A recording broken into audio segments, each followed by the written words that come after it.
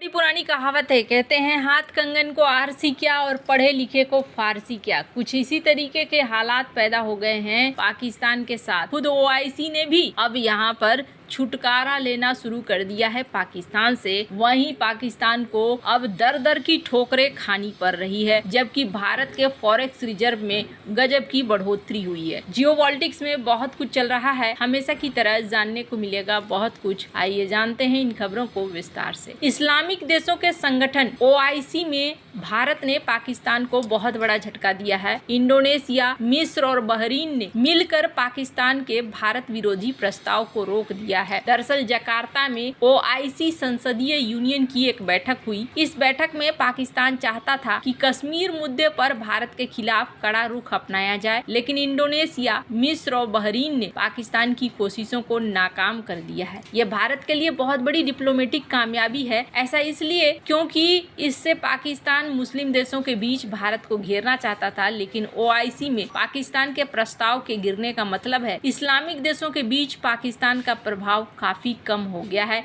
और ये देश भारत के साथ खड़े हैं। ओआईसी के बैठक के बाद जारी दस्तावेज में फिलिस्तीन और गाजा के हालात पर तो सख्त बातें लिखी गई, लेकिन भारत की आलोचना में जिन शब्दों का इस्तेमाल किया गया उससे पाकिस्तान को जबरदस्त झटका लगा है। कहा जा रहा है इंडोनेशिया, मिस्र और बहरीन ने ओआईसी की बैठक में पाकिस्तान के भारत विरोधी एजेंडे को नाकाम करने में अहम भूमिका निभाई। हालांकि पाकिस्तान प्रचार कर रहा था कि जकार्ता में बैठक के दौरान उसे भारत के खिलाफ कामयाबी मिली है, लेकिन ऐसा करके वो सिर्फ अपने देश के लोगों को खुश करना चाहता है। असलियत ये है कि ओआईसी में कश्मीर पर पाकिस्तान का एजेंडा नाकाम हो गया। इंडोनेशिया सालों से कश्मीर पर भारत की स्थिति का समर्थन करता रहा है। वह भारत की क्षेत्रीय अखंडता के साथ खड़ा रहा है। इसके अलावा भारत और इंडोनेशिया के बीच रणनीतिक साझेदारी तेजी से बढ़ी है। इंडोनेशिया भारत से ब्रह्मोस मिसाइल भी खरीदने के लिए बात कर रहा है। इसके अलावा मिस्र भी भारत के साथ अपने रक्षा, निवेश और कनेक्टिविटी संबंधों को मजबूत करने पर ध्यान दे रहा है। पिछले एक दशक में बहरीन के साथ भारत के रिश्ते भी काफी बेहतर हुए हैं।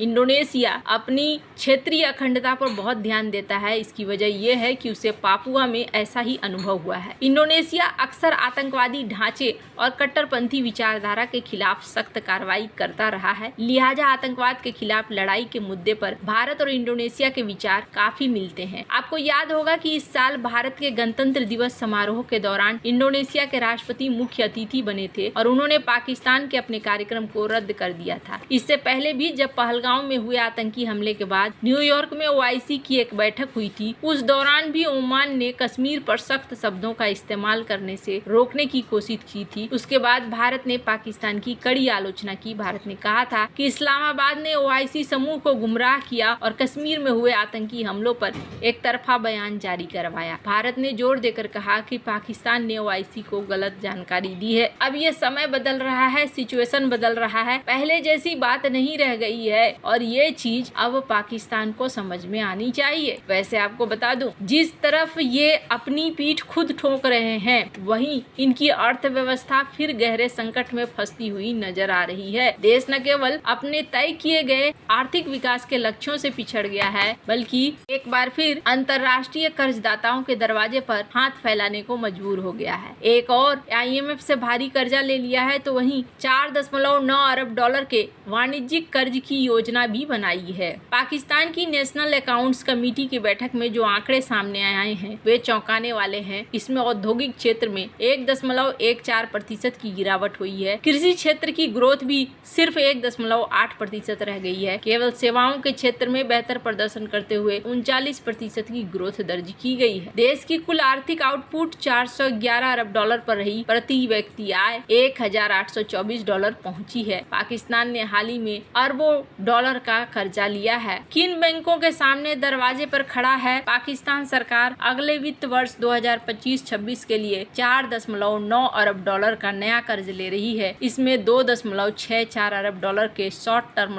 लोन जिन पर 7 से 8% की ब्याज है और 2.27 अरब डॉलर के लॉन्ग टर्म जो वाणिज्यिक बैंकों के लिए लिए जाएंगे। और इन कर्जों के लिए पाकिस्तान ने 4 प्रमुख अंतरराष्ट्रीय बैंकों ICBC चाइना से 1.1 अरब dollar, standard chartered bank, Dubai Islamic bank से 500 मिलियन डॉलर और ADB से 500 मिलियन डॉलर का कर्ज शामिल है। जानकारों का कहना है कि बार बार ऐसी परिस्थितियों में पाकिस्तान फंसा हुआ है। वहीं भारत की बात करें तो भारत के विदेशी मुद्रा भंडार में 4.6 बिलियन अमेरिकी डॉलर की वृद्धि दर्ज की गई है, जिसके बाद 9 मई 2025 को 7 महीने के उच्चतम 690 बिलियन डॉलर पर पहुंच गया। ये जानकारी भारतीय रिजर्व बैंक द्वारा 16 मई 2025 को जारी आंकड़ों से मिली है। इस वृद्धि का प्रमुख कारण सोने के भंडार में उल्लेखनीय बढ़ोतरी है, जो 81 बिलियन डॉलर से बढ़कर 86 बिलियन डॉलर हो गया है। इसके अलावा विदेशी मुद्रा संपत्ति में भी मामूली वृद्धि हुई है, जो 581 बिलियन डॉलर से बढ़कर 581.37 बिलियन डॉलर हो गई है। विदेशी मुद्रा भंडार एक देश के केंद्रीय बैंक द्वारा रखी गई संपत्तियां होती हैं, जो मुख्य रूप से अमेरिकी डॉलर में होती है। साथ ही यूरो, जापानी येन और ब्रिटिश पाउंड जैसी अन्य मुद्राओं में भी यह भंडार देश की आर्थिक स्थिरता को बनाए रखने, आयात खर्चों को पूरा करने और मुद्रा की अस्थिरता को नियंत्रित करने में महत्वपूर्ण भूमिका निभाते हैं। भारत में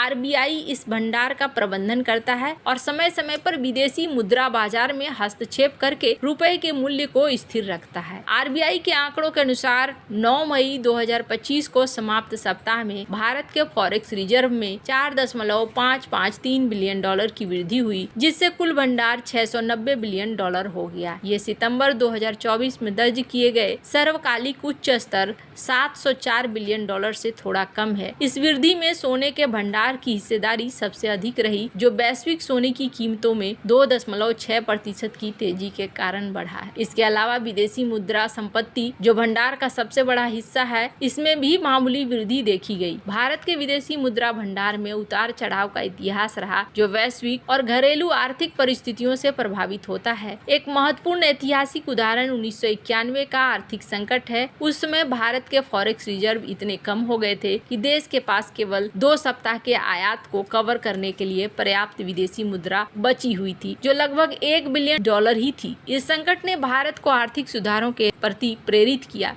जिसमें उदारीकरण, निजीकरण, वैश्वीकरण शामिल है। इसके परिणाम स्वरूप भारत ने धीरे धीरे अपने फॉरेक्स रिजर्व को मजबूत किया। साल 2023 में भारत ने अपने फॉरेक्स रिजर्व में 58 बिलियन डॉलर की वृद्धि की, जबकि 2022 में 71 बिलियन डॉलर की कमी देखी गई। सितंबर 2024 में भारत का फॉरेक्स रिजर्व अपने सर्वकालिक उच्च स्तर 704 बिलियन डॉलर पर पहुंचा था, जो विदेशी निवेश और RBI की रणनीतिक नीतियों का परिणाम था। वर्तमान में भारत का फॉरेक्स रिजर्व 10 से 12 महीनों के आयात को कवर करने के लिए पर्याप्त है, जो देश की आर्थिक स्थिरता को दिखलाता है। ये भंडार वैश्विक आर्थिक अनिश्चितताओं जैसे कि भारत पाकिस्तान तनाव, अमेरिका के ट्रंप प्रशासन द्वारा प्रस्तावित टैरिफ खतरे के खिलाफ एक मजबूत ढाल प्रदान करता है। RBI रुपए की अस्थिरता को नियंत्रित करने के लिए इस भंडार का उपयोग करता है। उदाहरण के लिए 18 मई को भारतीय रुपया अमेरिकी डॉलर के मुकाबले 85 पर था। विशेषज्ञों का मानना है कि भारत फॉरेक्स रिजर्व मार्च 2026 तक 745 बिलियन डॉलर तक पहुंच सकता है। ये वृद्धि वैश्विक बाजारों में भारत की मजबूत स्थिति, विदेशी निवेश के प्रवाह